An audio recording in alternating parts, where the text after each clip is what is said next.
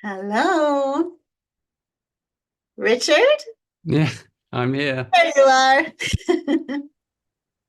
Thank you. Hi, everyone. Welcome. Welcome, welcome. I think there's maybe a couple of hundred here so far.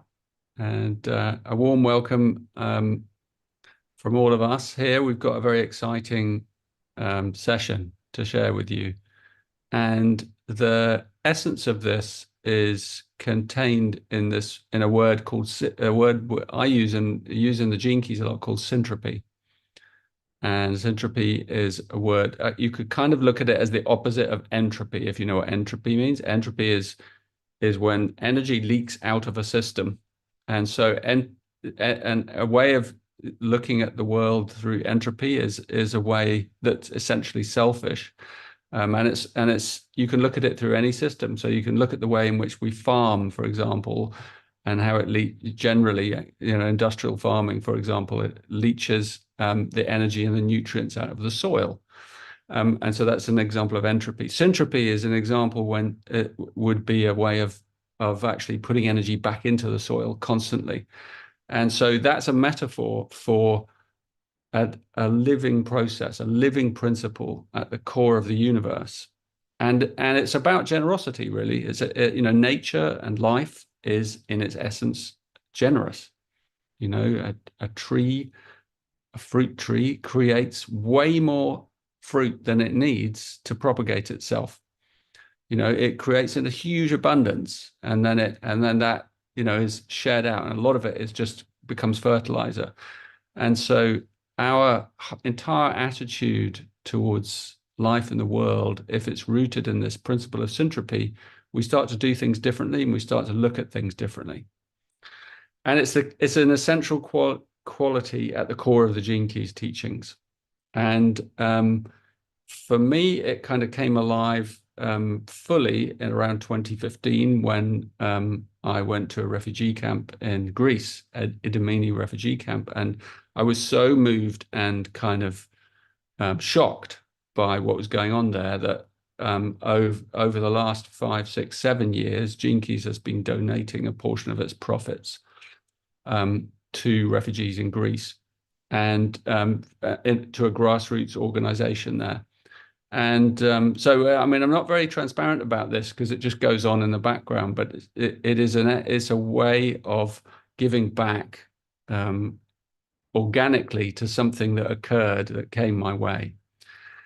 And then the next part of the story involves the dream arc, and that's why Rosy's here. This is Rosy, for those of you who may haven't met Rosy Aronson. And Rosy and I created this incredible teaching called the Dream Arc, and it's rooted in the Gene Keys.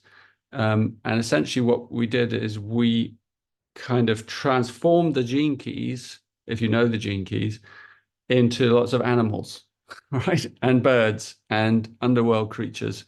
So the Gene Keys are laid out in these layers of, each of the wording. So as you come and explore the Gene Keys, this is something you'll discover for yourself, that these words that relate to aspects of your life, but they have different levels. And the Dream Arc also has these different levels, but it kind of animates in a more sort of shamanic universal language that isn't of the left brain. It's not numbers and things. So the Gene Keys are numbers. But these are animals and creatures, so they appeal to us in a more intuitive way. And then we created this big, amazing teaching called the Dream Arc, which is a whole extension of the Gene Keys. And it's very fun, but it's very profound. And it took us 3 years to create it. And out of it, and you can explore all sort of links and go and have a look at it, just to kind of get a taste of what we've created. But out of it, and Rosy and my relationship and the team that came together, came another amazing Syntropy project. And this project is about taking the Gene Keys out into the world and applying it as a living teaching, especially, what's come to us through Rosy and her connections is this universal love curriculum. And this is connected to an amazing group you're going to hear about today in Uganda, where we are creating this curriculum in the you know, with the intention of modeling it in schools in Uganda. And it's based on the gene keys, or parts of the gene keys, and the art of contemplation. And it's based more on the dream arc aspect of the gene keys. So it's based more on these animal totems, I could call them, or ways of understanding what animals represent in our inner psyche, and how we can use them to overcome real obstacles in our lives. And so it's a curriculum that's being developed by this incredible team, who you're going to meet some of tonight, who have been working tirelessly with Samson Turinawe, who's the head of the Universal Love Alliance in Uganda. You're also going to hear about them. And I hope you'll stay for the whole call, because it's an amazing story, and this is an incredible project. It's the first time that we've ever kind of, really started to use the Gene Keys teachings through the dream arc and the art of contemplation and other aspects in a way that actually can impact an Indigenous culture at a grassroots level, to young people who need a new way of learning in order to kind of, get more out of their lives, really, because as you're going to hear, it's pretty tough in Uganda. And so often those things seem a long way away from many of us who live a long way away, perhaps from Africa and those kind of developing countries. And so it's a big thing for us to kind of start to use the energy and the money that we're generating through business, through our lives, and begin to redistribute it, in different ways. And this is a really beautiful project. And one of our core principles of the Gene Keys is to model and extend the teachings as far and wide into the world as we can. It was always my dream to bring it, and I know Rosy's as well, to bring these teachings into those developing countries and nations, where and finding a way of extending them and adapting them so they can be of use to empower people, individuals, relationships, communities, and to empower them in really kind of organic and empathic ways. And that's what, again, you're going to hear more about this from the experts who have really been developing this curriculum and working with these tools and exploring ways in which we can implement them.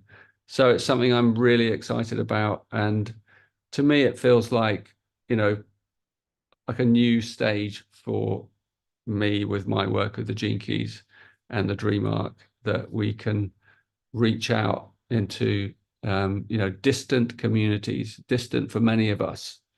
They're not distant so much for you, Samson, but, and your team, but for us it is. And it's a real privilege and an honor to be here and to be working with you, and to even just be able to be of some support in, a new way of bringing a new vision.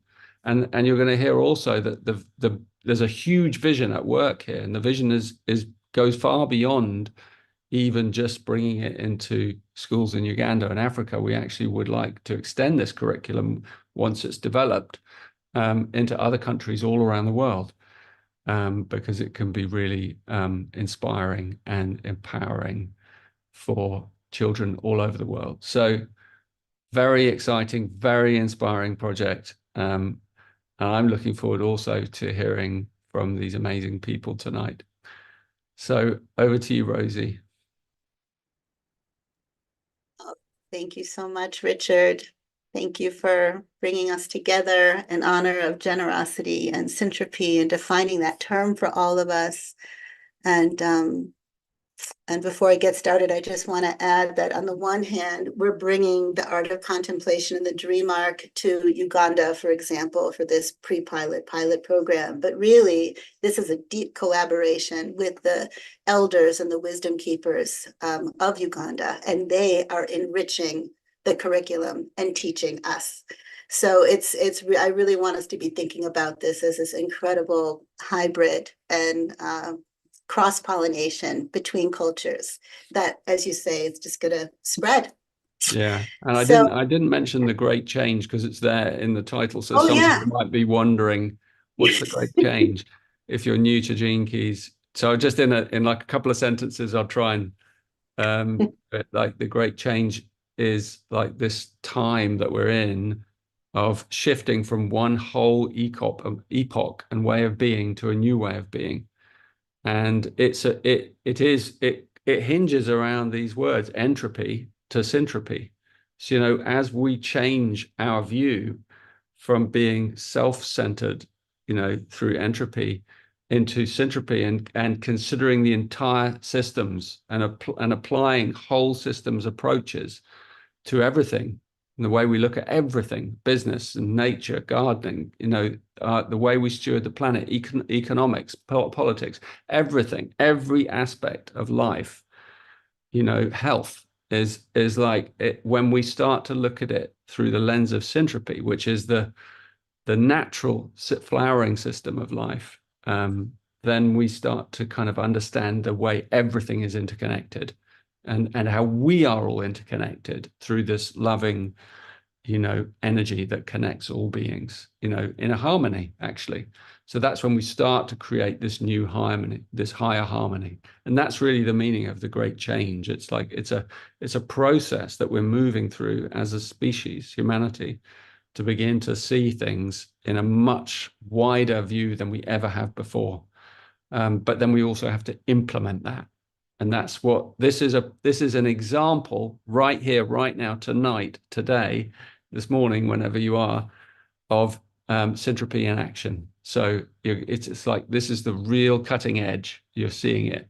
So thanks. I'm sorry, Rosie, I cut into you, but I wanted to say that. no, I'm so glad that you did. And cutting edge indeed. We are planting seeds today. Um, and really, there are no words to describe how moved I am to be here with all of you. This moment has been a long time coming. And I would not be honest if I didn't say that over the past 8 years, much of the time, a moment like this would have felt like a total pipe dream. But as Starhawk, for those of you who remember her, the neo-pagan ecofeminist author once wrote, and I think it was Starhawk, magic is when the impossible becomes the inevitable. And if there were a time on our planet when some compassionate, loving, transformative magic was needed, this is that time, this time of great change, as Richard was just sharing. So I just want to welcome everybody. Whether you're watching live or you're joining us from the future, I believe that you're here for a reason. We all know that you are. Just by being here with an open heart, you are literally blessing the birth, or maybe like the second and third trimester of a magnificently creative baby that has the potential to universally loveify the world. And we have so many things to share with you about the project or movement in the making, about teamwork, generosity, the magical power of a community that's been lit up and activated through the heart.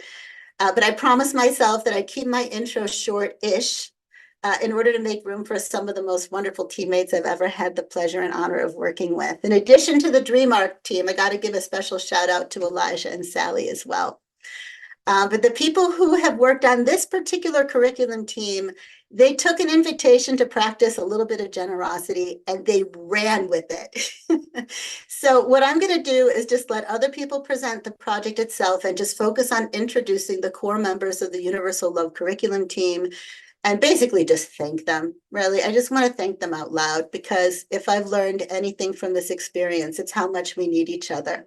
These people have been literal godsends in my life, in this project's life. I could talk for hours about each of them, but I will do my best, Richard, to be quintessential. And I would like to start with Samson Turanawe. I met Samson in 2015 when he spontaneously and very intuitively reached out to me on Facebook. And at the time, he was the executive director of Universal Love Ministries, which is now Universal Love Alliance. And I was just about to launch this global video campaign that was based on another art project of mine called The Face of Love is Universal. and our souls just instantly recognized each other. And in the blink of an eye, he and his colleagues were traveling around Uganda, gathering images and footage of children holding up my Wisdom Keeper drawings. And the next thing I knew, I was co-founding and sitting on the board of the Universal Love Alliance Foundation, something that I was and am still totally unqualified to do, but I did it anyway, because how could I not do it once I met Samson? And so I've been learning from and working with and devoted to Samson and my Ugandan brothers and sisters ever since. And I cannot tell you how happy it makes me that you're all about to get to experience this magnificent man. I wouldn't be surprised if by the end of our time together, you will understand why I have come to cherish him as a living, breathing wisdom keeper with a heart as courageous, strong, and resilient as it gets. So Samson, you are my brother and my role model, and I love you. Oh my God, how am I going to get through this? Okay, so the next team member that I would like to name and honor is not here today because she is literally too busy working on the curriculum, and I'm not kidding. And that person is my beloved sister. I don't think I'm going to get through this, Richard. Rosy Aronson is her name, and it's not everybody who gets to say that they ended up with a biological and soul sister all wrapped up in one, but I got that. And I thank the universe for Rosy every single day. She has worked for decades as a spiritually oriented, multicultural, licensed clinical psychologist in the heart of Washington, D.C. And over the years, she's been actively engaged in international nonprofit development, consultation, and youth work. She has a deep and, I believe, karmic affinity for African and African-American cultural arts and community, and is an amazing African drummer, in my opinion. She would say no, but she's been doing it for decades, and she's amazing. Her love of cultural immersion has led her on international travel excursions, including an almost year-long off-the-grid adventure in both Africa and India, where she, amongst many other things, launched her path as a certified Sattva yoga instructor and Vedic astrologer. And despite her ridiculously full private practice in life, she has dedicated countless hours for the last 3 years, meeting with me and Samson and bringing what started out as the lovely idea for a curriculum to life and down to earth with her incredible depth, her wise prism, and attention to detail. So Marilee, you're not here right now, but one day you're going to watch this and just know that I love you. And I can't wait for you all to meet her.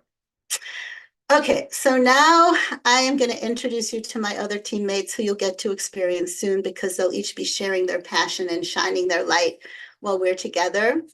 Orion Ohev will be the one who's presenting the curriculum to all of us. And I met Orion some years back. Orion, you remember this, in Santa Fe at a powerful ceremony where he was there as a support.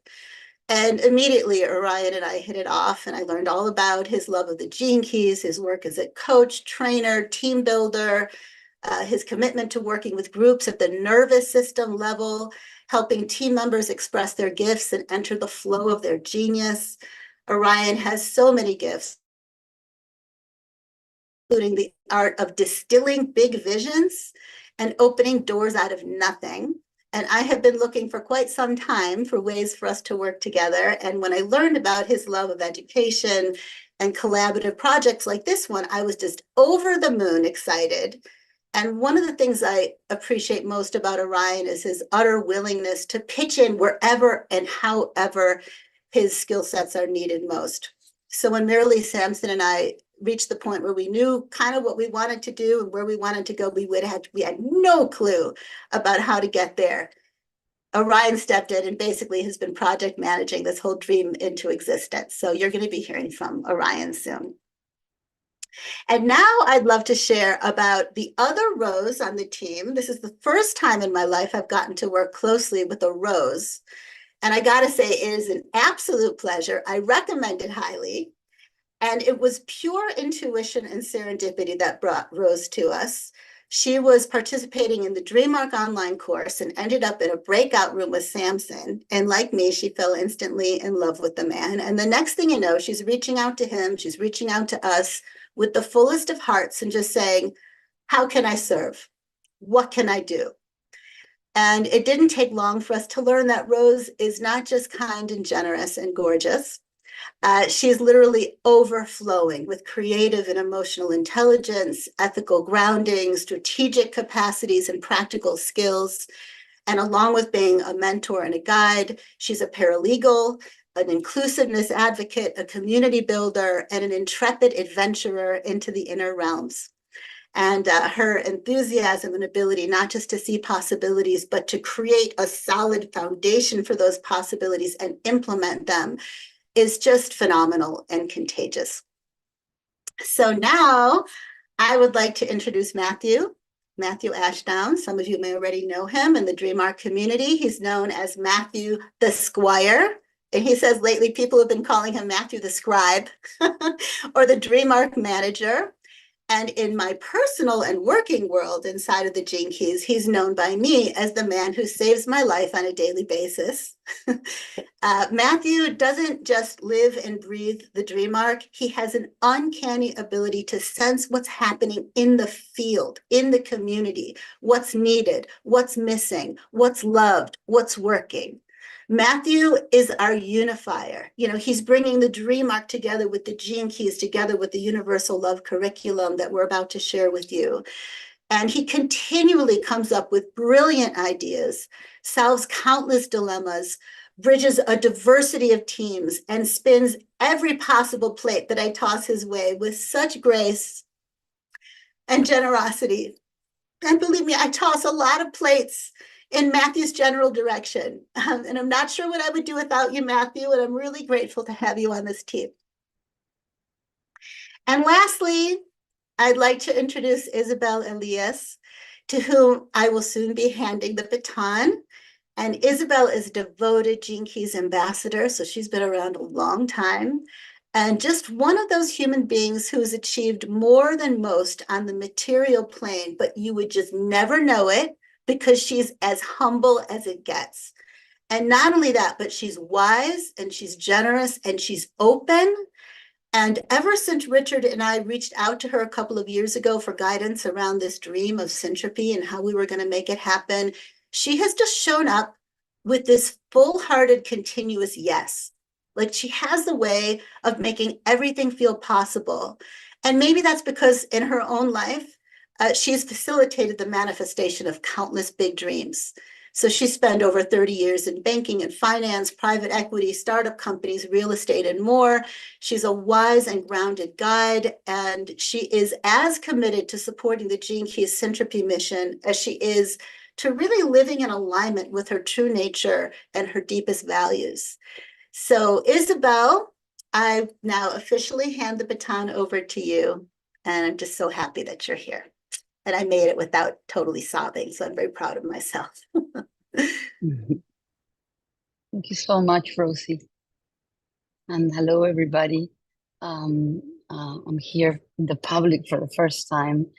And I really wanted to share with you how ever since I was invited by Richard and Rosy to this project, to the Universal Love Project, I have been deeply touched and enormously happy to be a part of it. With such a tremendous team, the team keeps building up in such a way that, I mean, it's like, it's a real teamwork. I mean, we impersonate it. I mean, it's a true meaning of teamwork and group dynamics. Honestly, it feels such a dynamic of generosity and the essence of synarchy in all of its way. I've seen it, you know, in the front of my eyes. We've been working together for the last 9 months or so, and it's in such a concerted way, and the way it's coming together. And you're gonna be able to see a big presentation soon by Orion, and eventually Rose and the whole team, and of course Samson. But it seems that magic has been constantly evolving. When we plan to meet, when we read each other, when we have conversations, the acts of generosity are constant. And the project has such a vision and it's so profound. And at the end, we're giving it all for the good of the children in Uganda. I am really, I mean, I think I'm so grateful to be a part of this. And we're going to be, I mean, the idea is to educate people in such a symbolic way. We're bringing the knowledge of the Gene Keys in a playful way with the animal kingdom, bringing the spirit of the animals and the spirit of the animals of Africa with their unique spirituality, which is at the end, so deep in their culture, and a culture that can be retold, told in a different way from the very basic and the very basis, which is the life and through the children. I think that we should be honestly connected to this project. I invite you to be and to be profoundly activated together and reconnected and awakened to feel the needs of our society. And it starts with the children. And again, as I said, in the pure form of play. So we can nurture education in the deepest way. With this, I think I leave you with Orion and all the work that we've been going through in the last few months will be shown to you. Orion, I leave you on it. Thank you.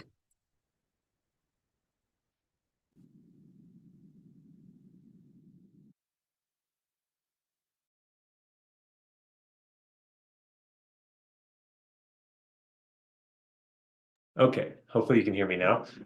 Thank you so much, Isabel, and yeah, and Rosy, and so beautiful to be a part of this team. And this presentation that I'm sharing here is such a team effort. So I feel really blessed to be able to share it all with you. And thanks to Isabel for your guidance, and Rosy on this presentation, for Samson contributing so much of his wisdom into this, and for Rose as well, contributing so much of the art and as well as the information. So it's a true team effort, and I'm excited to be able to share it all with you and really piggyback off of that amazing sharing from the team so far. And Uganda is, as Rosy shared, and Isabel too, and Richard, is such an amazing starting point. One of the main reasons is because of the meeting with Samson and the Universal Love Alliance being really centered there and existing there. But there's so many more reasons why Uganda is such a potent place for us to start this project, and to weave this template that we can bring also to the rest of the world. And we'll be talking about some of the Indigenous wisdom of Uganda today, and why that makes it important. There's some unique opportunities in the education space in Uganda right now that Universal Love plugs right into. And also because of kind of the nature of education in Uganda. So Uganda has about 50 million population as of 2023, 41% of which is below the poverty line.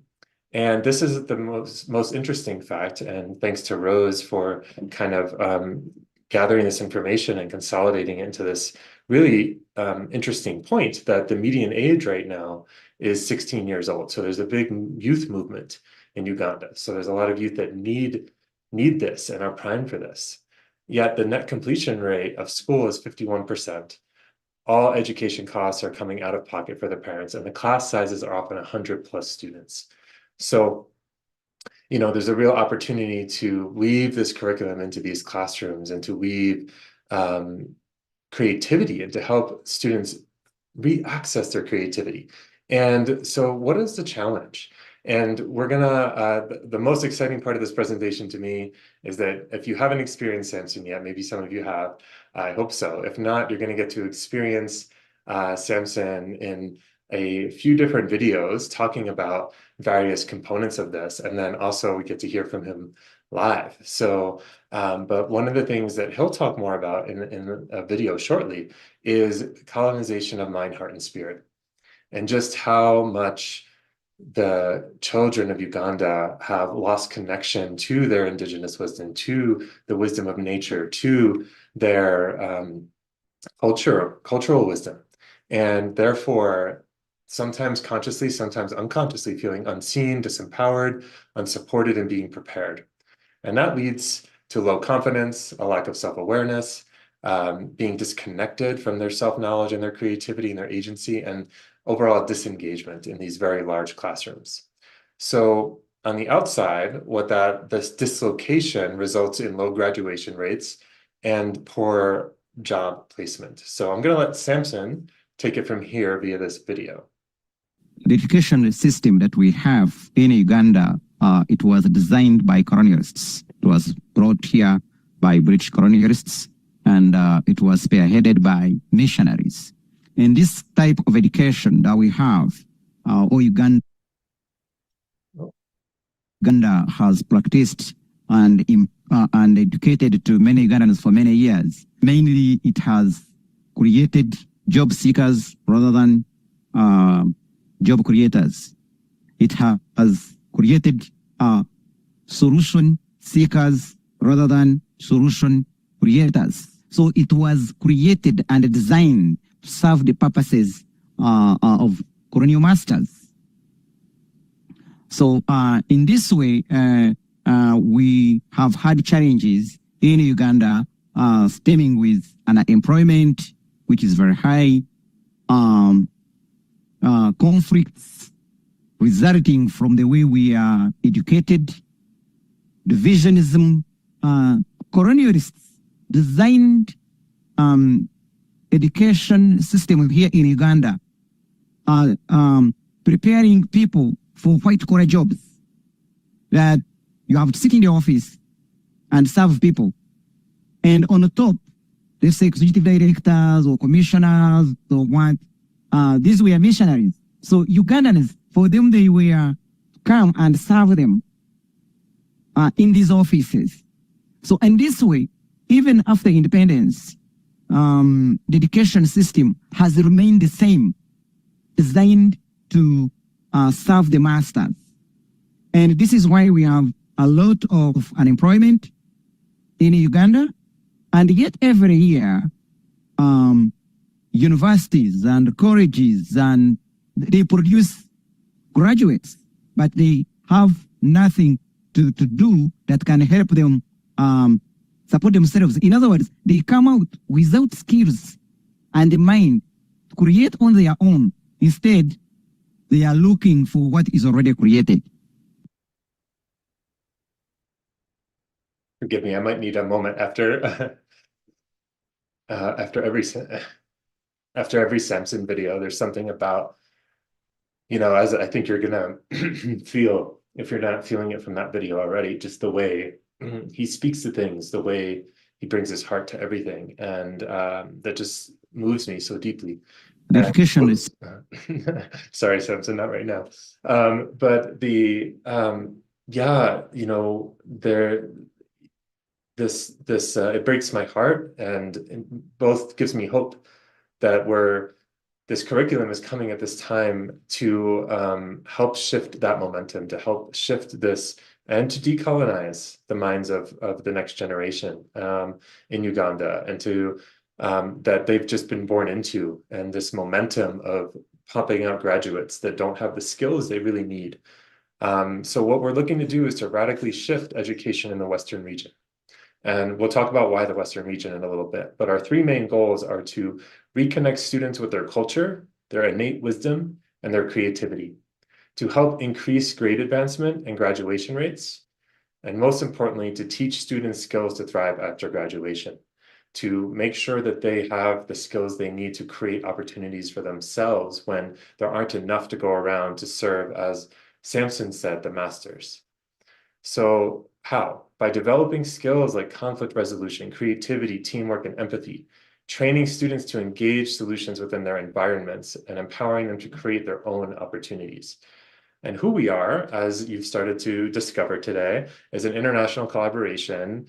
And the bigger vision is to work with communities around the world to enhance and modernize education by weaving ancient wisdom and local culture with embodied learning. So this system that we're doing in this project, this curriculum being rooted in African Indigenous wisdom and Ugandan Indigenous wisdom, is going to be the pillar that we can take to other local communities to localize the template of the curriculum, to cultures around the world to help return kids to their nature around the world.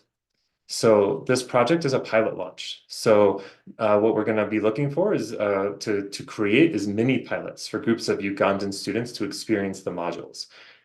In the schools that we've been building foundations with and connections with and relationships for years. So, you know, Rosy and Marilee and Richard and Sally have been involved in phase 1 of this project since 2021. And as Rosy mentioned before, going all the way back to, I think, 2017, maybe even 2015, building the relationship with Samson, starting to weave together some of these wisdoms. So from 2021 to 2023, the foundations were built. Relationships with schools across the western region of Uganda and communities with elders, giving the elders a sense of what this is and asking their opinions, asking their thoughts, seeing if it's something they want, and weaving the Indigenous wisdom with the Gene Keys, with the Dream Arc wisdom to create the foundations of the curriculum. So the foundations of the curriculum are already set, ready to go, funded and complete. Phase 2, weaving the web, was last year when a lot of this team you see today began to come together, as Rosy so eloquently said, how we were all pulled into this. And what was happened last year was elder and teacher interviews in the Western region to localize the animal codex for the curriculum. And this is when the International Volunteer Team was established so that we could, weaving the web of us, so we can weave this bigger web. And the Western region was chosen for a few reasons. It was chosen because there are many education experts there. The education consultants that we work with that we'll introduce a bit later have experience there, and relationships there already. And most residents speak a common language there, so it's going to make it easier to spread and to implement our mini pilots across many different schools and districts. And it's largely politically stable. So will be a sense of safety that this curriculum can really drop into. So we're looking at 8 districts. And up to 10 schools are going to be included in pulling students and teachers and community members from various of these 8 districts to form our mini pilots. So this phase 2, which was curriculum refinement, the first round of curriculum refinement, I should say. So our lead education consultant, this amazing, incredible woman, Mabel, who is an ex-principal, ex-trainer of teachers, who is connected to the Universal Love Alliance in Uganda, traveled to these 8 districts and interviewed local elders, gathering data to refine the animal codex and the curriculum, rooted in the local animals of each district and rooted in the local cultural wisdom, and gathered tons of amazing data that's been put into the curriculum. So this curriculum is uniquely structured as a template that can be adjusted for these local animals, cultures, and wisdoms. So let's let Samson tell you a little bit about how the elders have been receiving these interviews and receiving this program so far. People are very happy, elders, that there is a voice that is coming to empower Ugandans and reroot them and reshape and build confidence in standing with what they are. Mabel reports, or they report, when you are interacting with these elders, they are now singing with their heart. The universal curriculum is awakening a song or songs that have been sleeping within them. They feel happy that someone is asking them talk about animals, talk about clans, talk about African spirituality.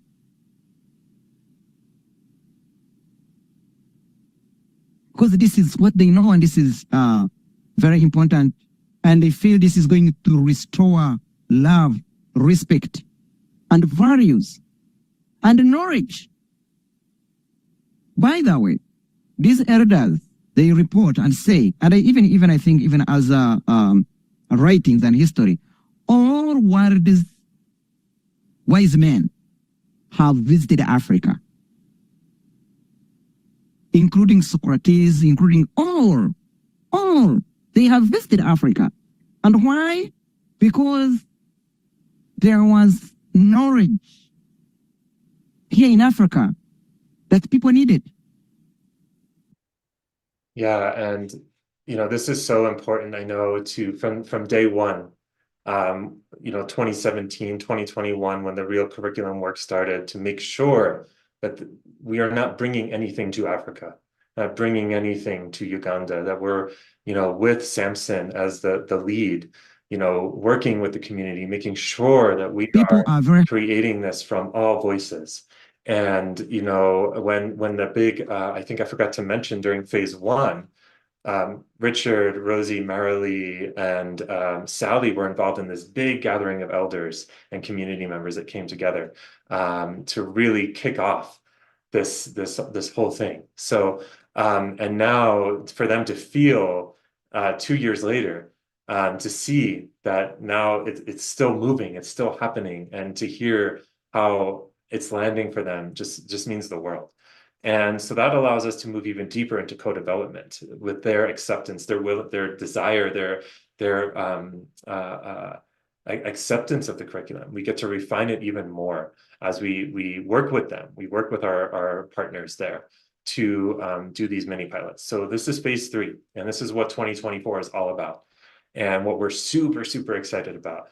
And because now it's bringing the tangible foundation we've been building and weaving in all this input, we get to finally bring it into students' classrooms in a consistent way, in a way where we can gather even more feedback. So this involves continued engaging with the elders, educators, and partner schools. So these 10 schools that Samson and the ULA team has been building relationships with in such a profound way for all these years, adapting the curriculum to Ugandan systems and learning styles, and also helping us understand how we can do this in other regions and other countries in the future, infusing modules with cultural knowledge and finalizing the animal codex. Implementing mini pilots for smaller groups of students pulled from those schools and districts, and evaluating the progress so we can refine the timeline for 2025. So there's another reason why this is the perfect moment right now to come together and to really support this project right now. And I'll let Samson explain why. With recently, government has tried to make some changes where the Ministry of Education has introduced a new curriculum that is based on continuous assessment of students. And this way, they are trying to make students work in a team. They are trying to make students make research on their own. So here is where universal love curriculum now comes in to make a difference. One, universal love curriculum intends to help students, help young people think for their own. That's one. Two, this universal curriculum aims at connecting young people with traditional knowledge, with indigenous knowledge. This curriculum aims at teaching young people or students on conflict resolutions, which is a problem that we have faced here in Uganda, as this conflict starts within individuals. For a conflict happens, it starts from an individual, then it spreads to others, then it explodes to the community. So by this way, this universal curriculum, it aims at helping students to think innately and develop conflict resolutions on their own and embrace harmony with each other. And this curriculum intends also to teach young people on empathy, love, justice, equality, and respect for each and every person. So universal love curriculum is going to help students identify opportunities within themselves, within their environment, within their compound, within their village, within their community, within their sub-county, within their parish, where they live. So, the great change, things weaving together. The government of Uganda, the education system of Uganda has made this choice in 2023 for this continuous education model of no longer basing 100% or a very high percentage of a child's grade on their final exam, but having teamwork and embodiment and conflict resolution and empathy be things that they want to measure continuously over time throughout a semester or throughout a term. And what perfect, because what's been happening is that the teachers and the schools don't always have the materials or the resources to do that the way they would like to. And we do. The Universal Love Curriculum has what the teachers need. And so we can plug in exactly with the momentum that's already happening. And the pillars of this curriculum, you're going to know the Eugene Keys and Dreamark, amazing, my amazing neighbors in Gene Keys and Dreamark land. You're going to really, I think this is going to hit you very deeply, because it is, again, rooted in the Indigenous wisdom, connected to the Gene Keys and Dreamark wisdom. So principles of the mind is pillar number 1, problem solving and critical thinking, creativity and innovation, independence and self-respect, patience and contemplation, curiosity, inquiry, the ability for students to hold paradox, to hold different viewpoints, as Samson was saying, to shift conflict at its root from the inside, and withholding compassion for their fellow peers, understanding their environment, self-awareness and self-confidence. Then we have principles of the body. So helping students get into their body. What do their feelings actually feel like in there? And how can they notice them and work with them, honoring their self and others, listening to the ways bodies communicate with each other, identifying the needs of their body and how to experience their body as an ally to live, fully, holistically, embracing similarities and differences. Of the heart, communication, conflict resolution, growing tolerance for uncertainty, especially in these rapidly changing times, and upon graduation, being able to create opportunities from nothing in their environments. So discovering personal truths, transforming fears, boundary setting, teamwork and team building. And then of the spirit, creative exploration in a nonlinear way. Those of you that have delved into the dream arc, you know what this feels like. And even the gene keys, if you're opening it or moving from one gene key to another, this non-linearness, letting your imagination, letting your heart guide and spirit guide, healing, and this allowing to heal the systemic dislocation of colonialism at its root, identifying how their unique gifts contribute while they're connecting to their cultural roots, exploring interconnectedness, and celebrating their elders, celebrating their culture, celebrating their community, seeing the strength in it, that so many of those wise philosophers of the past traveled to Africa to experience. So this is a holistic approach delivered by local teachers, and that's a key piece. Is the Universal Love Alliance and the Gene Keys team supporting the teachers to understand and make sure they have the resources and the materials they need to deliver this to their classrooms. And it's focused on embodied learning in nature, where students experience an exploration of their local animals and their imagination. So they get to be outside and learning in very embodied ways. So the Dream Arc, as many of you know, such an incredible, amazing creation. And in this project, it's weaving in animals plus the Ugandan elders' wisdom. And there's such a central teaching role here. So the 192 animals and 12 animal groups are being localized for the Ugandan districts that we're working in, with the intention of allowing students and to use animals they feel connected to explore their imagination, explore how it associates to their life, to encourage them to identify qualities, traits that they relate to and admire, to expose and connect them to different lands, wisdom traditions, and ways of living. So some of the animals that maybe they're not as familiar with, that in addition to the localized animals, can open up their minds, open up their hearts. Deepening relationship with nature, encouraging interaction with nature. Providing a pathway for self-exploration and growth, and inviting students to explore self, other, and relationships through 3 primary modules that, again, have already been fleshed out. So much of the curriculum, the foundation, the core is already there and ready to go into classrooms. So let's hear what Samson has to say about Dream Arc and how he's experienced it weaving in with Indigenous wisdom.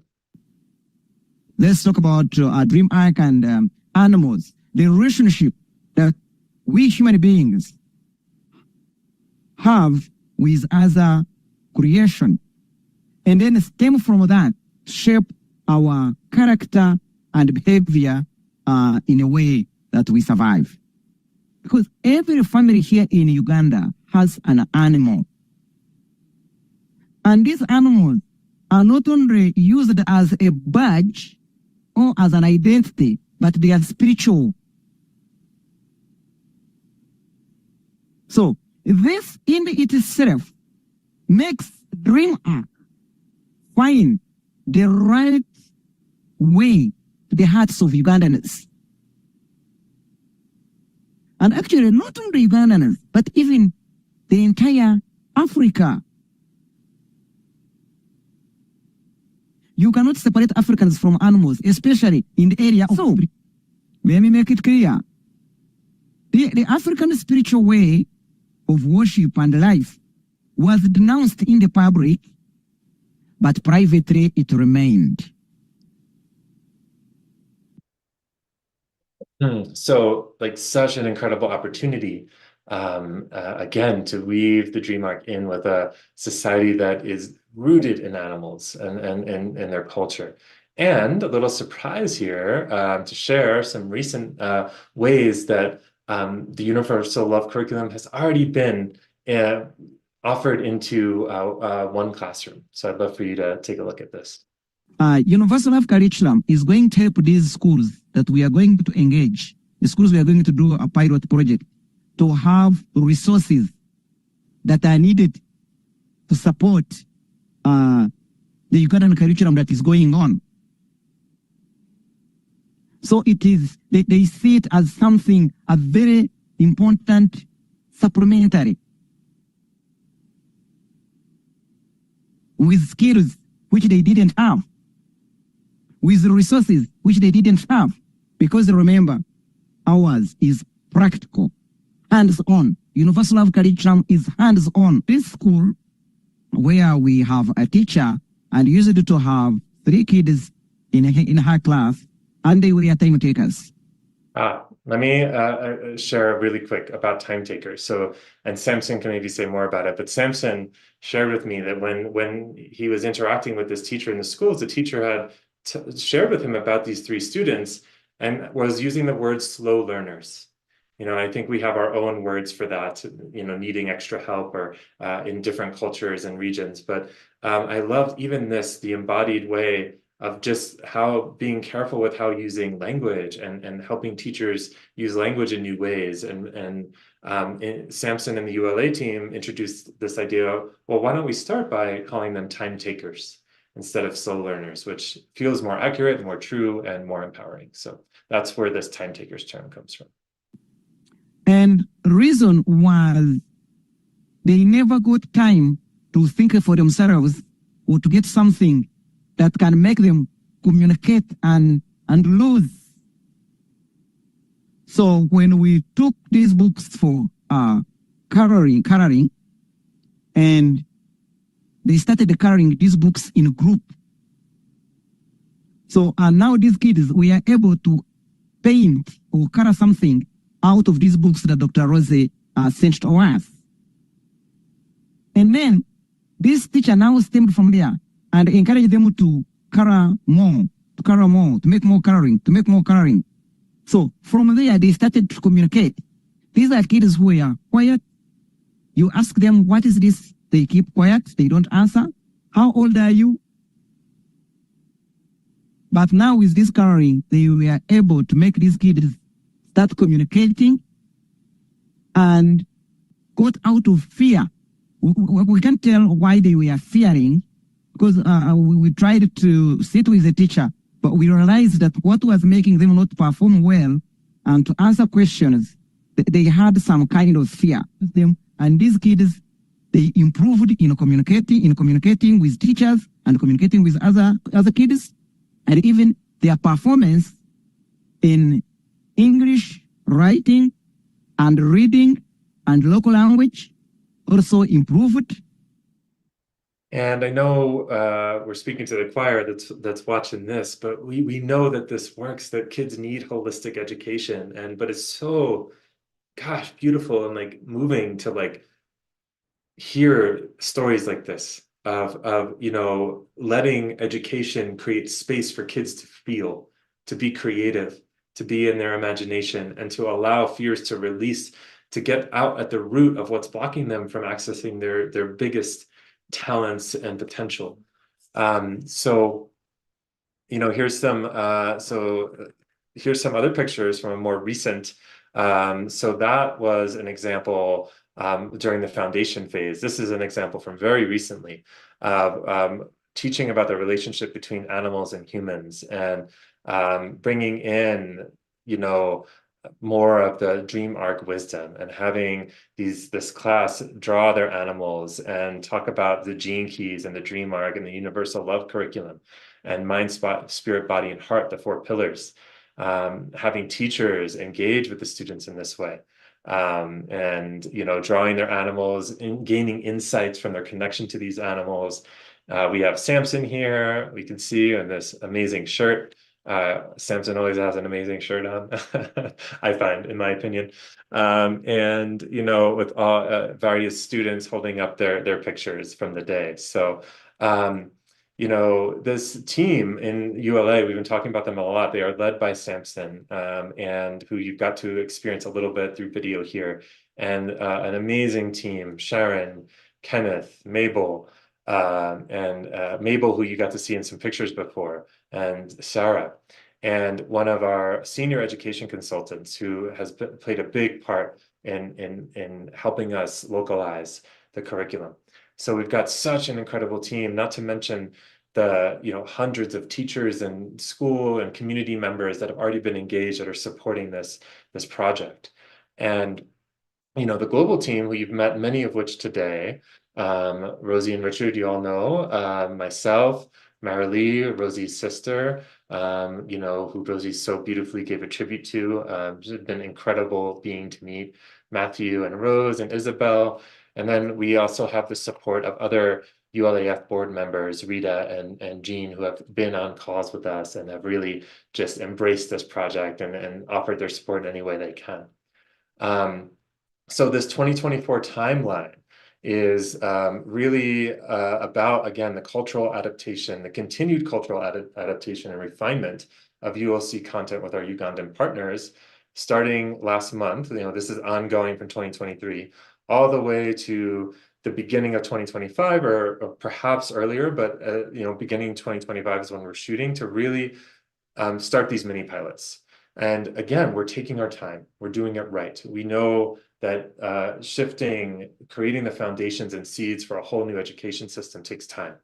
So we are taking our time to continue to refine the curriculum with our Ugandan partners, with the districts, to prepare materials for publication and make sure that we have all the resources to provide the teachers that we'll be working with for the mini pilots, to do the trainings and all of that. And that's what this whole you know, presentation has been about today, is the continued momentum of bringing this and bringing groups of students from different districts together. So Samson's got a few final words, and the video version of Samson has a few final words here. Let's talk about going to schools. One is that as we go to, first of all, starting with the first phase where we had elders, when they went outside, they spread the gospel about what is coming about universal love curriculum. Now, maybe going out and talk to these education experts, of course, the education experts, they have network with education institutions here in Uganda. Then third, we as the Universal Love Alliance, of course, we have been practicing this in schools of course, not on a big scale, on a small scale. So the whole point is that schools are waiting, teachers are waiting. And this is why when we are creating the timeline, we reached out to already schools that we know, and the head teachers and the principals and classroom teachers, they participated in developing this time that they are giving universal life curriculum. What does this mean? It means that the ground is already prepared to receive the status of universal life curriculum. So and this is the reason we feel that this is the right time that we work together hand in hand to make sure that universal life curriculum and gene keys practices and teachings reach young people now, so as we put a brick in making a world a better place for generations and generations. And this is the right thing that we can do now, is to make sure that universal life curriculum reaches people that really need it. Let's talk about going to... So what's better than a Samson video? A Samson. So I want to turn this over to Samson now so you can say a few words live. Anything you'd like to say, Samson, about why Uganda, why Africa, anything about the ULC, anything that's on your heart here for the people we have tuning in. So I'm going to go ahead and stop sharing and turn this over to you. Well, thanks, Orion, and everyone who has spoken before me. I would like to take this opportunity to welcome everyone that is online right now. And again, I would like to thank the founder of GeneKeys for these wonderful principles and the teachings and the knowledge that worked to bring to the world that puts people in a position where they are able to solve their own problems. I thank you, Richard, for making this, and it is happening in our lifetime. Also, I would like to thank DreamArc team for this incredible work of getting GeneKeys knowledge and integrate it to this universal curriculum in a way that is easy and flexible for people to understand it, especially here in Uganda, by contextualizing it locally and speaks the language of Ugandans, which they understand. And this makes a different, or makes universal life curriculum or GeneKeys knowledge different other than the other knowledge that had come to Uganda. I wish GeneKeys appeared in Africa before colonialists, but that did not happen. But fortunately, now it is happening. So friends, universal life curriculum is needed in Uganda. Why? The one that controls your soul controls the whole of you, controls your future, controls everything that helps you to survive, and determines your next steps as in progress and development. So what do I mean here? For many years, the African spirituality has been under captivity. The souls of Africans are still under captivity. Why? The spiritual atmosphere is still colonized, is still controlled.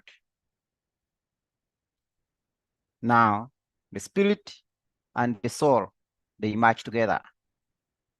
So what is happening, or what is universal life curriculum is going to do, or what is GeneKeys practices and education going to do in Uganda, is to heal the wound of history, is to restore the dignity of Africans. I need to remind you that Africa was captured and neutralized at a very stage when it was taking step in understanding, and development. And then from there was uprooted and disconnected and disoriented from what it is on. Universal Love Curriculum, together with Gene Keys and Dream Arc, we are working to restore dignity, knowledge, understanding based on indigenous knowledge. And what makes Gene Keys unique and applicable is that it respects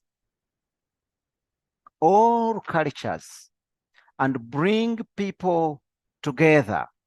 For example, through our retreats and exchanges that we have had, I have met different people coming from different parts of the world with animals they believe in or share or respect as their family animals or as something that inspires them, which applies even here in Uganda. Meaning that if you are in Germany and you respect a monkey, I need to tell you, you have a brother or a sister also here in Uganda that respect a monkey. So if you come here to Uganda, you will be coming to your family that respects the same animal that you respect. If you are in the US, you respect a lion and you believe your animal is a lion. I tell you, if you come here to one village in Uganda, you'll find a family just practices the same things that you practice in the respect of a lion. So what does this mean? It means Gene Keys, Dream Arc, and through the connection we have with nature is making us one and realizing that no matter what, if the skin color cannot connect us, if the religion cannot connect us, if the crosses that we put on cannot connect us, if geographical locations cannot connect us, now here is the Dream Arc. Here is animals connecting us and respecting, and that lead us to respect each other. So I thank you very much, and I hope that we shall work with you. You shall stand with us in making sure that we deliver this knowledge of Gene Keys and Dream Arc to people that need it. Most importantly, Gene Keys knowledge puts people in position where they solve their own problems. I thank you very much. Long live Richard Bird, long live Rosy, long live Dream Arc team, and everyone that supports this work or tries to spread this work to other people in the world or within family where you come from, or a village or a city. Thank you.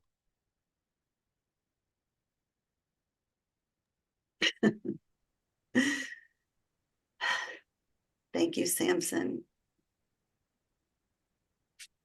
Thank you, Orion. Thank you for this beautiful presentation. So I'm just reading the comments and I just can feel how deeply people are resonating by all that's being shared right now. And that just makes me so happy. So we thought, in honor of this Dream Arc, thus animal-infused curriculum, that it would be fun to call forth an animal to act as kind of like the guardian for the curriculum going forward. And Matthew has a very special gift for always finding the right animal for every occasion. So Matthew, I want to thank you for bringing raccoon into our field of awareness. And Orion, you want to put the raccoon slide up? Okay, so in the Dream Arc, for those of you who don't know, the raccoon is a life key, a mammal. Okay, there we go. All right. And it's connected to the 50th gene key, for those of you who know what that means, and it's a trickster. And according to Richard, who both birthed and authored the entire DreamArc Animal Codex, the raccoon represents wily equilibrium. So I thought I'd choose just a couple of paragraphs from the Codex to share a little bit about raccoon's wise guidance with all of us. And I'm sure it's not going to take long before you all understand why Matthew's intuition led us to this animal. So this is the raccoon speaking. I am needed more than ever right now. Your world is in massive flux. In the coming years, many things that you take for granted will be stolen from you. You will have to think on your feet. You will have to be light-footed and mentally nimble. You will need a wide range of skills to thrive. Never turn away from learning something new. Always be open to what the next generations are bringing with them. Learn from them, listen to them. Let me into your inner life and I will shake up all your old paradigms and belief structures. You need to be bendy like the willow. You need to be fast like the falcon. And above all, you must be giving. For what are the use of all those skills if you cannot use them to help others? My blend of cunningness and generosity is a rare thing in your world. Learn from me. Let me open up your mind. Be ready to drop everything and move with the change that's coming. Hone your intuition. Sense things before they happen. Be like the ancestors and indigenous people who look to the patterns in nature to see what's coming and prepare in advance. Wherever in your life there is weight, it must be thinned down. Simplify, lighten, unburden. Don't get too settled or comfortable anywhere.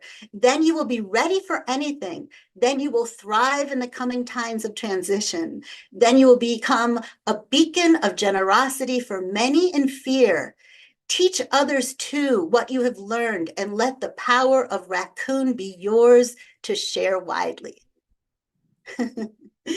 So such a profound message and so perfect for what this Universal Love Curriculum is all about. It is essentially here to teach the life skills and the artfulness that we need to meet times of change with agility and creativity and generosity. And one of the deepest intentions with the curriculum is to really call forth the inner wisdom keeper of the children and the teachers in schools and communities who work with the curriculum. As Richard has often said, knowledge comes to us from the outside, but wisdom already exists on the inside, and all that's needed is for it to be invited out. So it really makes sense that if we wish to invite out the wisdom in kids, we must uncover the wisdom that lives inside of us. And that means releasing the mind from so much of the conditioning messages that we've received from our own schooling and families and cultures, the ones we grew up in, that no longer match what's being asked of us now at this moment of time in our lives and in the world.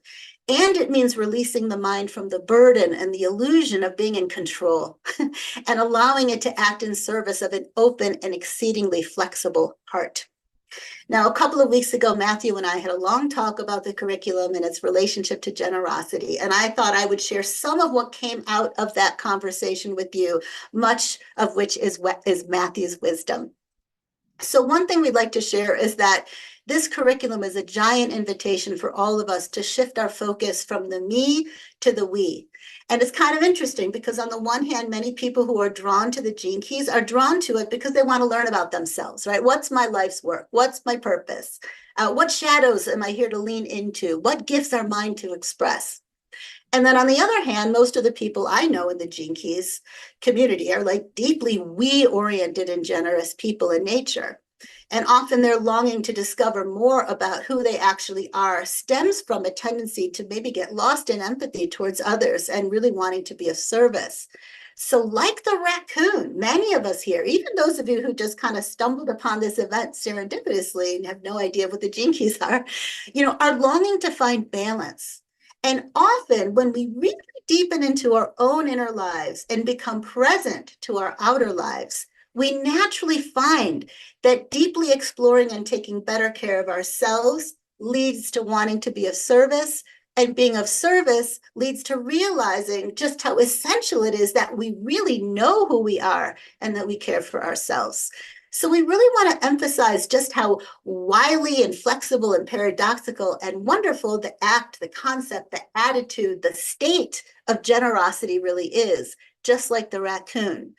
When we let our minds surrender in service of the heart, it can look so different for each of us, and each moment may call for something very different from us. So there are going to be times when we're called to be generous with others, and other times we're called to be generous with ourselves, times when we're called to be generous with our listening, our receptivity, our flexibility, with our presence, our compassion, or our joy and our laughter and our silliness, or with our creativity and artfulness and self-expression, or with our courageous role modeling.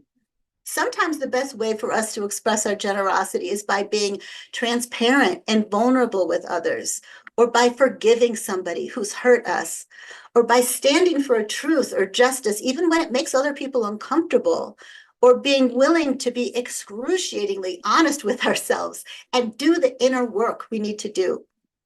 And sometimes stepping back so that somebody else can shine, or holding back our desire to rescue so that somebody else can discover their own strength and resilience, are the most generous things we can do.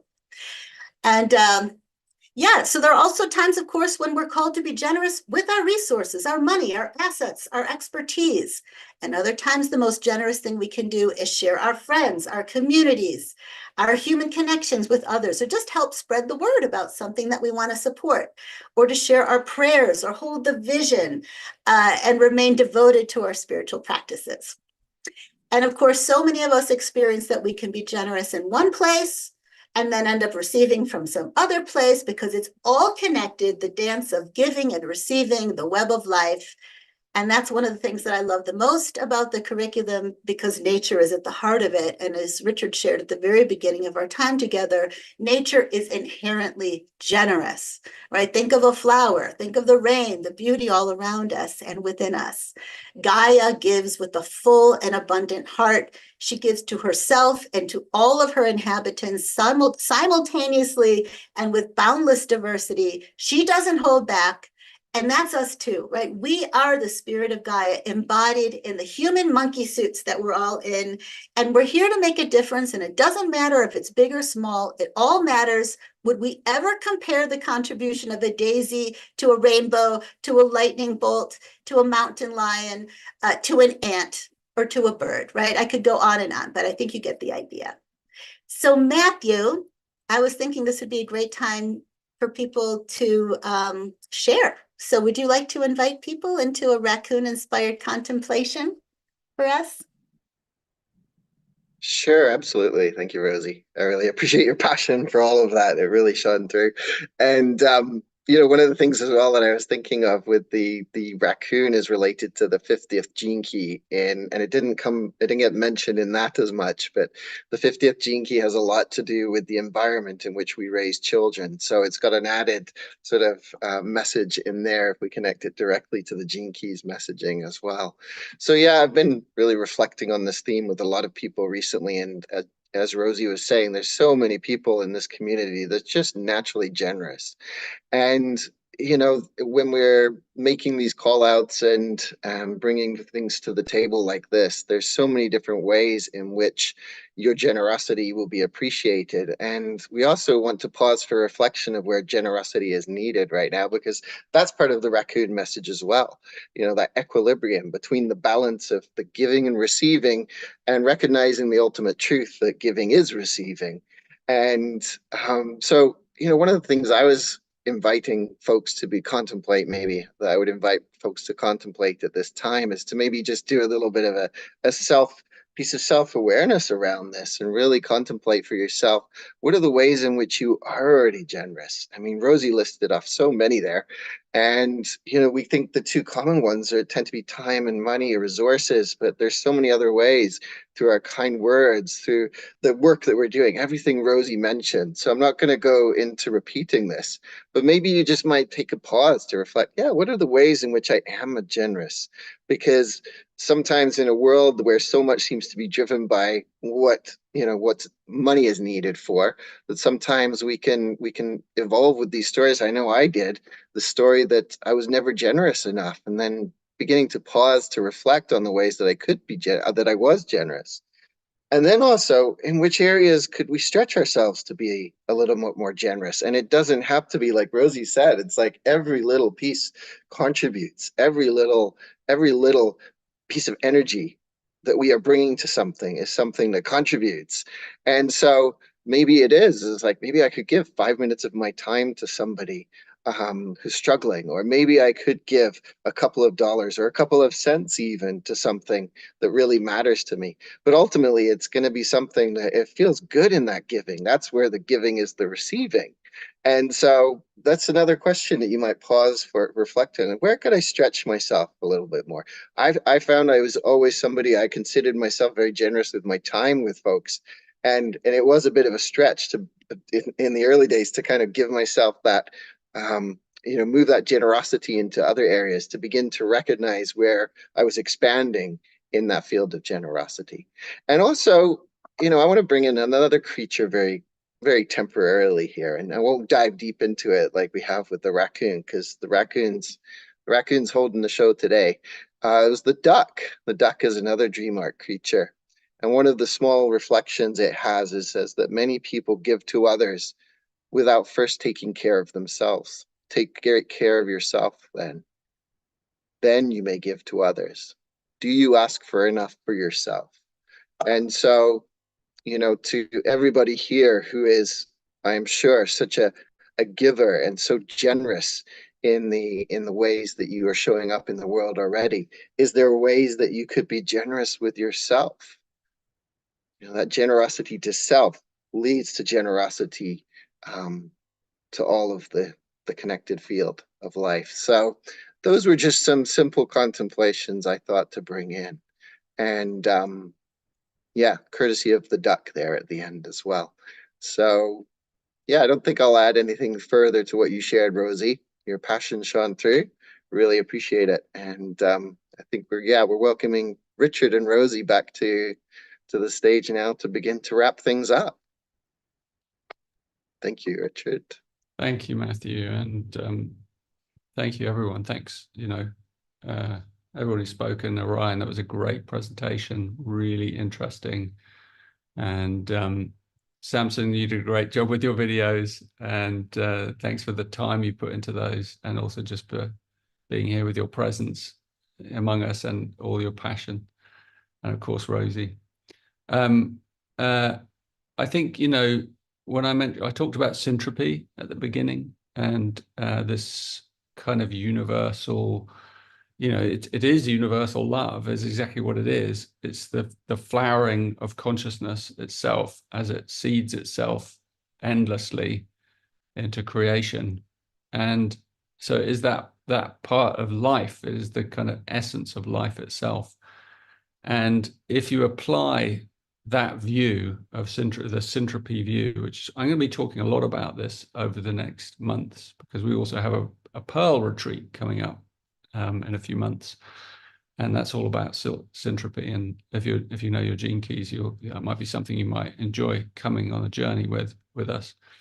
But the way of applying Syntropy through your mind and through your heart is about how we apply generosity and balance and equilibrium, represented by that gene key 50. And so it's true that you have to be able to give to yourself before you have enough to give to others. And but when you apply Syntropy at a really deep level, if you want to apply it to the earth, the globe, the planet, because the planet needs help. It's crying out for help. So when you apply Syntropy to it, one of the first places where you're going to look is education. Because if you want to change a whole system, that's where you go first. You have to go to children, because they're going to be the future. And so it's always been there. So bringing this teaching, this transmission into the hearts of children is a really, really important thing. And we've gone on about animals and things like that. And, the animals are the symbols of, like the gene keys are symbols of qualities that we have to learn at different times that we can bring alive and share and use creatively to solve problems in the world. So the animals are just, they're the symbols, and that's why we dream of them and they come in and out of our lives, and they, but they're the aspects of nature that are around us that, especially when you're young, if you think back to when you were a child, animals were really important.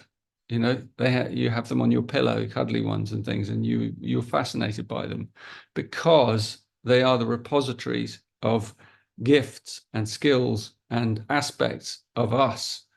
And they literally are inside us because we literally evolved through them. So when we see and resonate with different creatures at different times, it's a way of connecting with something inside ourselves. It's a right brain way of connecting with a quality inside ourselves. And that's what this is all about. Bringing that way of understanding, that embodied understanding of education to children so that they can begin, and then they can learn the mathematics and the sciences and all those other things because they have an embodied understanding of who they are. And they feel good, and they have built self-esteem, and they're not riddled with doubts, and one of the beauties of actually bringing it to a place like Uganda is that the young people have not been completely ruined yet, I'm going to say that, by the technology, and in a way, it's not that it's too late for the rest of us, but it's a really great place to kind of start a new wave, because these minds are still really open and malleable and flexible and undistracted. And so it's a perfect place to plant a seed, And I think that's why it's come, and why all of this has just come. I mean, I couldn't imagine, as Rosie said, I couldn't imagine I have anything to do with Uganda, but it seems like I do. and we all do. And I want to invite you, because we talked a lot about this and that, and you might be thinking, well, are they going to ask us for money? And I kind of going to say, well, if you want to help us that way, it would be very welcome. But that's all I'm going to say, other than if you would like to donate to this cause now, and you're going to see, Rose is going to talk to you in a moment at the end about lots of different ways you can get involved. And just donating is just one. But if you do want to do that, then you should know that some of your donation might also go to Universal Love Alliance, who have a lot of problems of their own to deal with, just being in Uganda. You've seen the complexity of this project, just getting from A to B, and this all has to be funded. And I donated a considerable amount from the Gene Keys in the last phase. But we're going to have to throw our net wider because the phases become more complex, and that's what we're going to do. But if you want to get involved in that way or in any way, we'd love to invite you to be part of this project. So listen on a little bit. Rosie, you might have something to add. Rose is going to kind of finish it off, I think, isn't she? Yes, I would just love for Rose to come on, and I invite everyone to just stay an extra, few minutes, so you get to experience Rose, and she'll give you some ideas about ways you can get involved and just share some of her passion with this project. We would not be here without Rose. So Rose, you want to come on in? Hello. Oh, there you are. Okay, Hi. Hello. Thank you so much, everyone here. This whole presentation was just absolutely fantastic. Thank you, Richard, for that. And I've been following in the chat too, and it's just so powerful to see the resonance with everybody of where you can see this needed, and just the reaction to Samson. My heart is just on fire for this project in so many ways. And everybody that I talk to, it's the same, like we could see this being everywhere. And so just, in resonance with what Rosie was sharing, and Matthew as well, the spirit of multiple ways to give, financially, obviously one, by donating, you're helping just directly bring this project to life. And we have a specific campaign page set up for that I believe has been shared in the chat. So if you are in a place to donate your finances in that way, please feel free. It's signed up when you go to the page just as a one-time give, but through PayPal, you can donate monthly if that feels in resonance with you. That's how I personally like to do it. It feels like just little subscription on my back end. And then of course, through your attention, like that's one of our attention and our time. I just think that that's one of our most prized possessions, especially in a world today that's competing for so much of our time and our energy. And so if you'd like to stay involved and you're feeling passionate about the project, we have a newsletter. We're going to drop that link in the chat as well. You can sign up and just stay tuned for project updates and future ways to get involved. We've got an event coming next Friday, the 23rd. I would love to see all of you there. It'll be led and hosted by Samson completely. So especially you guys who are in the chat just really resonated with Samson and his energy. He's going to be hosting a little bit of experiencing the ULC in action. So we've also been tracking your questions in the chat, and we'll have just answers to share either at that event or at future live events just as they emerge over time. So and then if neither of those work for you in terms of the way that you want to contribute, just your energy in being here today, I just want to say thank you so much. There's been just so much time and love poured into this project from so many different people. So just to all of you that have made it here today, all of you that are watching the replay, just thank you so much for your energy and your attention and just seeding this intention with us and holding it in your heart as a prayer. That is also an immense way to give. So the power of community, we really are going to see this, I think, over the upcoming years of just the intelligence, the emerging intelligence that can come from community. And when we join our hearts over a shared purpose like this, the impact is unquantifiable. We create a ripple effect, and I know that for sure. So I just want to say thank you again for being here, all my wonderful teammates. Just thank you so, so much. This was so great.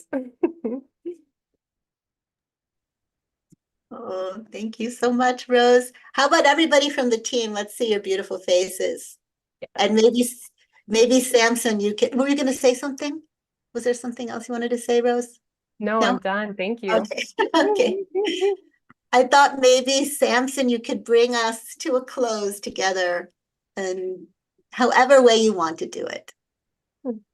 So as we are closing this session, I wish to request everyone, wherever you are, and this has nothing to do with your faith connections or with your beliefs, but it has something with the understanding and trying to study and relate with the other creation.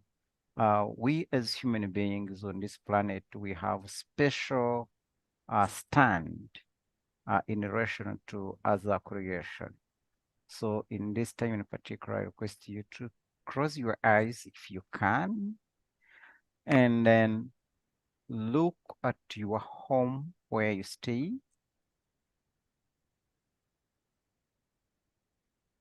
I need you to pick something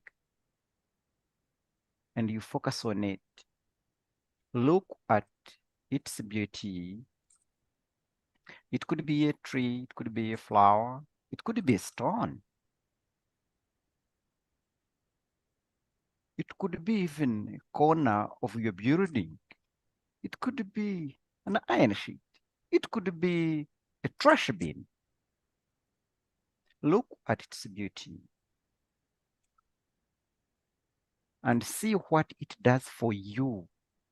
In particular, which service do you get from that you've picked?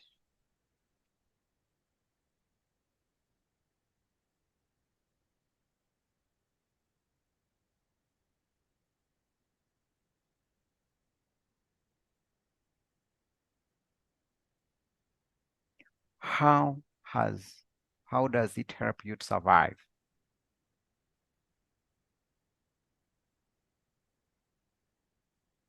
Look at its challenges it goes through on a daily basis.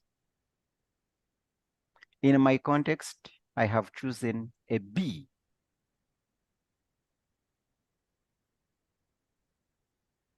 I see this bee that leaves its beehive, travels long distances as it goes to collect nectar.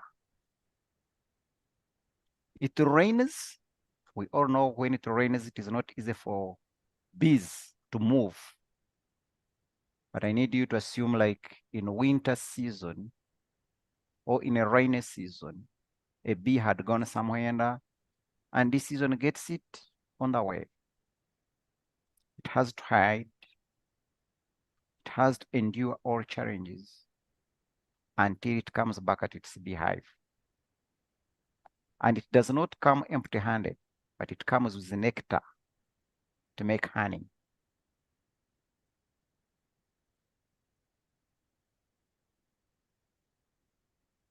A little bit of opposite. How are you helping this thing you have chosen in your community, in your compound, to survive? If it's a tree, what have you done to help a tree to survive? If it's a flower, what have you done to help this flower to survive? If it is soil itself, where the house you stay in or a building or a shelter you stay in stands on, what have you done to help soil survive?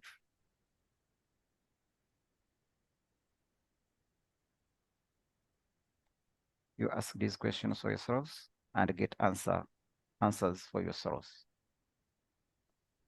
Please. You can touch any part of your body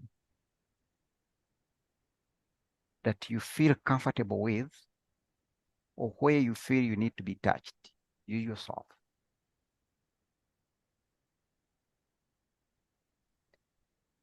Open your eyes slowly, step by step, and then look at where you have touched.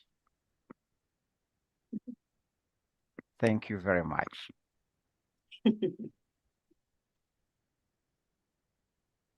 Namaste.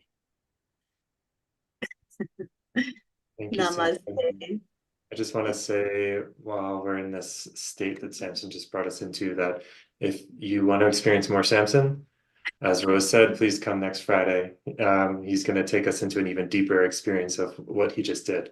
And yeah, I can never get enough Samson magic. So hope to see you there. Thank you, everyone. Mwah. Have a wonderful weekend. Yeah, thanks. Thanks for giving up some of your Saturday.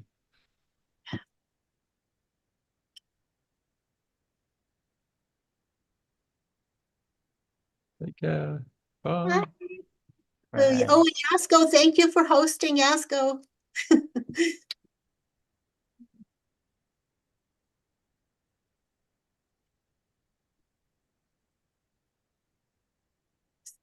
My pleasure. Okay, I will end the call.